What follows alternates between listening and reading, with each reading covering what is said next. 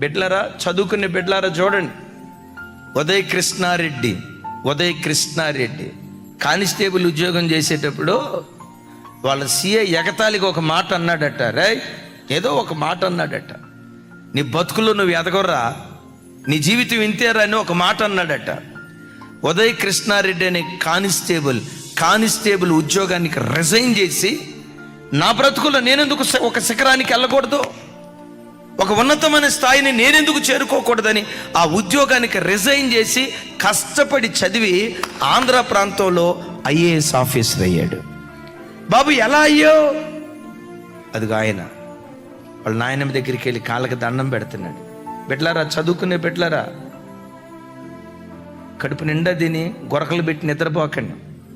అమ్మ వచ్చి లేవే, పొద్దున్నే 7 అవుతుంది, లేవే కాలేజీకి వెళ్ళాలి, వాళ్ళు వచ్చి లేపిందాక ముఖం మీద నీళ్లు పోసిందాక లేవకుండా గొరకలు పెట్టి నిద్రపోయారనుకో. మొన్న చెప్పాను, జీవితంలో 20 సంవత్సరాలు కష్టపడితే 60 సంవత్సరాలు సుఖపడతావు. ఏమన్నా చెప్పండి.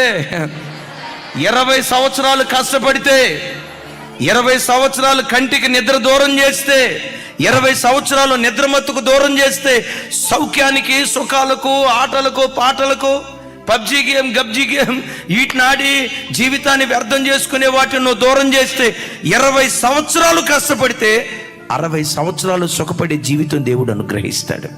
అరే, చదువుకునే వయసులో తిని గంటలు నిద్రపోతే రేపు వాడు ఎట్లా ప్రయోజకుడు అవుతాడు? వాడు ప్రయోజకుడు కాక, ఉద్యోగం సరిగ్గా రాక, ఆ రోజుల్లో మీరు వచ్చేయమంటారు తెలుసు, అన్నయ్య మేము చిన్నప్పటి నుంచి దేవుని పట్ల భయభక్తులు కలిగి బతికితే మా పిల్లలు ఆశీర్వదించబడలేదు అన్నయ్య, మా పిల్లలకు ఉద్యోగం రాలేదన్నయ్య, మా ప్రార్థన దేవుడు మరిచిపోలా. వాడి సోమరిపోతనానికి దేవుడిచ్చిన ప్రతిఫలం అది.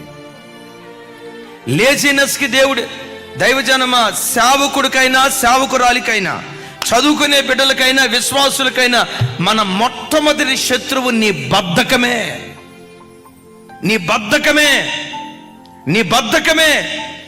బద్ధకమే జీవిత పోరాటంలో ఎదగకుండా నీకు ప్రధాన శత్రువు అవుతుందన్న సంగతి నువ్వు ఎరిగి జీవితంలో ఎప్పుడు చురుకుగా ఉండటం నేర్చుకో.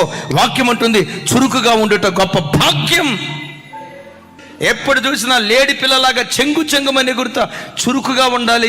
ఏ పని ప్రారంభించినా పట్టుదలతో పోరాడే వ్యక్తులుగా దేవుని సన్నిధిలో బ్రతుకుదుము గాక.